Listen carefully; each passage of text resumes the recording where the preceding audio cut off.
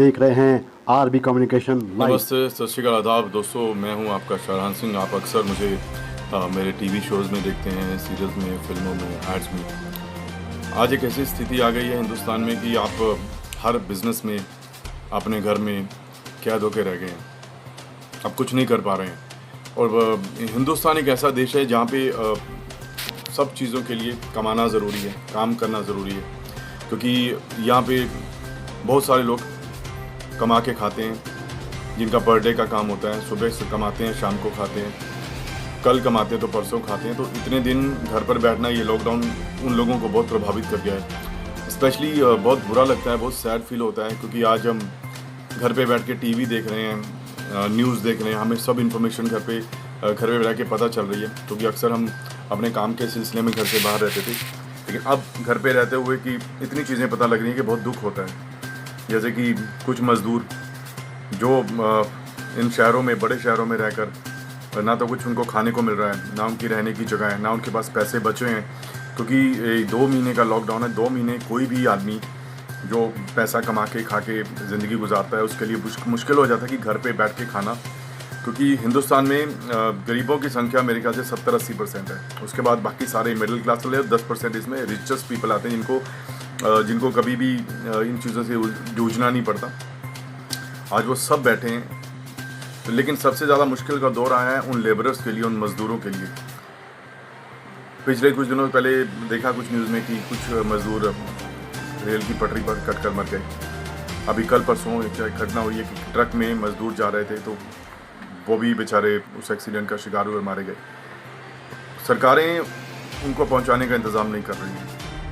देखिए, मैं entertainment industry से जुड़ा आदमी हूँ। मैं किसी पॉलिटिकल पार्टी की तरफ से नहीं हूँ। ना ही मैं राहुल जी के बारे में अच्छा बुरा जानता हूँ, ना ही मैं मोदी जी के बारे में अच्छा बुरा जानता हूँ। किसी भी पॉलिटिक्स से जुड़े हुए आदमी के बारे में ना तो मेरा कोई पर्सनल एजेंडा है, ना ही मेरी उनके बारे में कोई अच्छी बुरी कोई राय है। मैं सिर्फ एक आम आदमी की तरफ से एक आम आदमी वाली बात कहना चाहता था। कुछ दिनों से ये ढिंडोरा पीटा जा रहा है कि 20 लाख करोड़ का पैकेज किया गया। किसके लिए? हमारे लिए, उन मज़दूरों के लिए, या बैंकों के लिए, या उन पूंजीपतियों के लिए जिन्होंने बड़े बड़े बिजनेस बना रखे हैं, जिनमें बड़े बड़े टॉप के इंडस्ट्रीज शामिल हैं, जिनका हिंदुस्तान में कई दशकों से नाम आता है। तो मैं ये जानना चाहता हूँ कि जितने भी पैकेज और जितने भी ये राहत पैकेज अनाउंस होते हैं, ये किन के लिए होते हैं? ये उनके लिए होते हैं जिनको मुश्किल है, या उनके लिए जिनके पास सब कुछ ऑलरेडी है और वो उस पैकेज को लेकर दूसरों की मुश्किल हल करेंगे?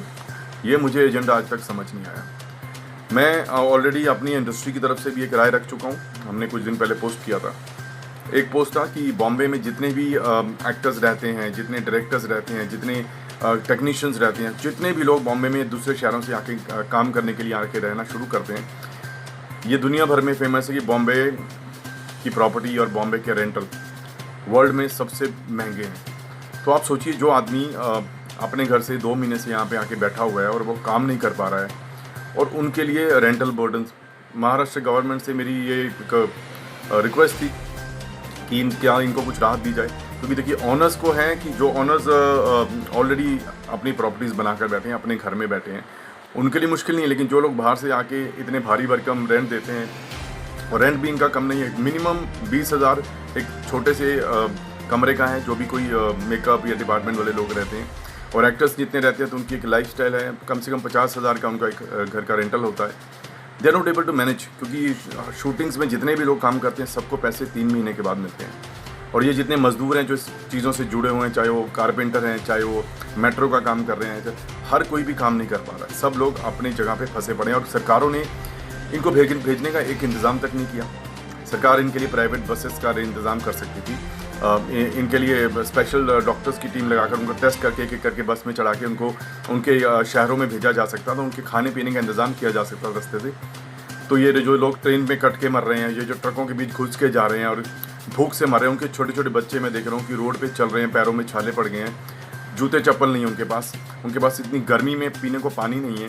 और अभी 2 दिन पहले भी मैंने एक पोस्ट में पढ़ा कि बिहार बॉर्डर बंद कर दिया गया है, जहाँ पे जितने ट्रक वाले हैं, जितने लोग वहाँ पे राशन सप्लाई या सामान लेके जा रहे हैं, सब अटक गए हैं। और उन बेचारों की इतनी बुरी हालत हो गई है कि वहाँ पे बॉर्डर पे चीज़ों को 4 गुना महंगा बेचा जा रहा है। एक पानी की बोतल जो 20 रुपये की है, उसको 100 रुपये में दिया जा रहा है।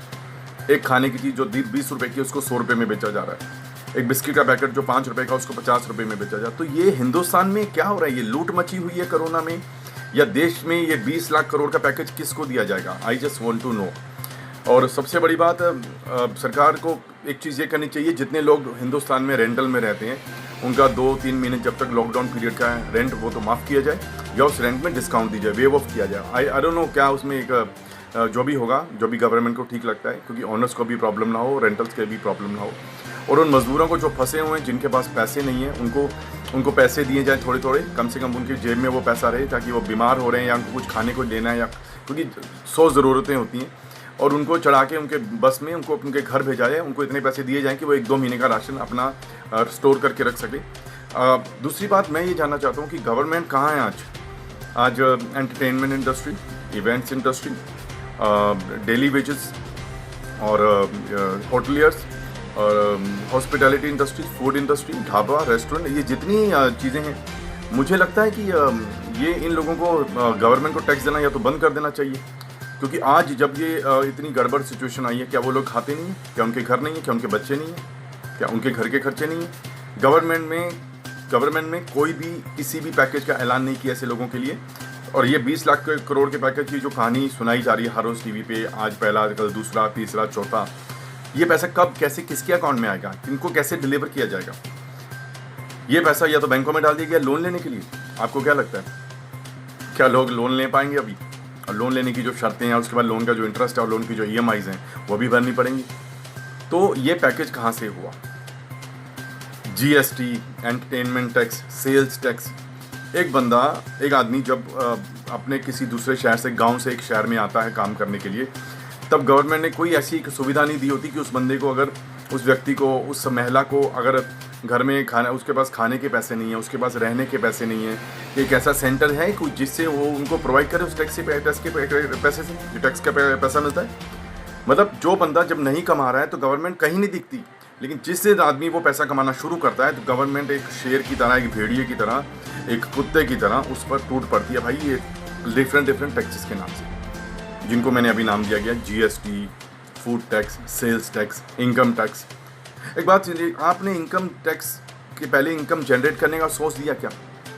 ये सोर्स खुद ही ढूंढना पड़ता है। इसका ये बिल्कुल एक तरह की पानी की प्यास लगी है, खुद ही गड्ढा खोदो, और जब पानी निकल आएगा तो गवर्नमेंट बोलेगी आपने ये गड्ढा खोदा था, हम आपसे उस गड्ढा खोदने का टैक्स लेंगे और इस पानी को पीने का टैक्स लेंगे। तो ये कहाँ की गवर्नमेंट है? मुझे ये समझ में नहीं आ रहा कि इतनी चीज़ें हो रही हैं। सबसे मेरा शुरू से सवाल यही रहा है, हिंदुस्तान का नौजवान हो, हिंदुस्तान का कोई भी व्यक्ति हो, गवर्नमेंट हर जगह टैक्स क्लेम करती है, चाहे वो कोई मेडिकल शॉप वाला है, चाहे वो कोई ठेले वाला है, चाहे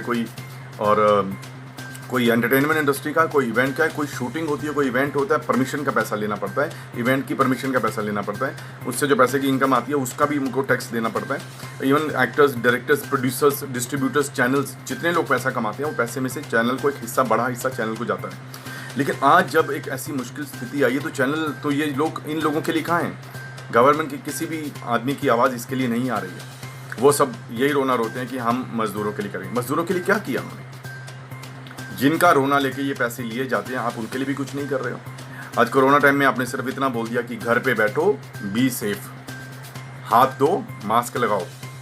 अरे मुझे ये बताइए कि आप, उनके पास खाने के पैसे कहाँ से आएंगे? उनके पास रहने के पैसे कहाँ से आएंगे? रेंट कहाँ से दिए जाएंगे? गाड़ी में पेट्रोल कैसे डलेगा? खाने के बिल कैसे होंगे? बिजली के बिल में कोई कटौती नहीं है, केबल, इंटरनेट, आपकी जो वाईफाई, हर चीज़ है, हर चीज़ का एक खर्चा है हर आदमी का। आप घर से बाहर निकलते हो, आपको ऑटो में, टैक्सी में जाना है, आपको गाड़ी में पेट्रोल डलवाना है। लोगों की गाड़ियाँ घर पे ख़राब हो गई हैं खड़ी, वो खर्चा उनको आया है। लोगों के टीवी ख़राब हो गए, उनको वो खर्चा आया है। लोगों को खाने को पैसे नहीं है, उनका वो खर्चा है। गवर्नमेंट ये खर्चा कैसे देगी इनको? इन तक कैसे पहुंचाया जाएगा? मेरी गवर्नमेंट से बस एक दरख्वास्त है, एक रिक्वेस्ट है, not only as an actor, not only as a my name Shahrahan Singh. मैं एक आम आदमी को रिप्रेजेंट कर रहा हूँ। मैं ये कहना चाहता हूँ कि जब कोई व्यक्ति कमाना शुरू करता है तो गवर्नमेंट अगर उस पर क्लेम करती है, तो जब वो आदमी नहीं कमा रहा तो गवर्नमेंट को उसकी हेल्प का भी क्लेम करना चाहिए। बस इतना ही कहना चाहूँगा। जय हिंद।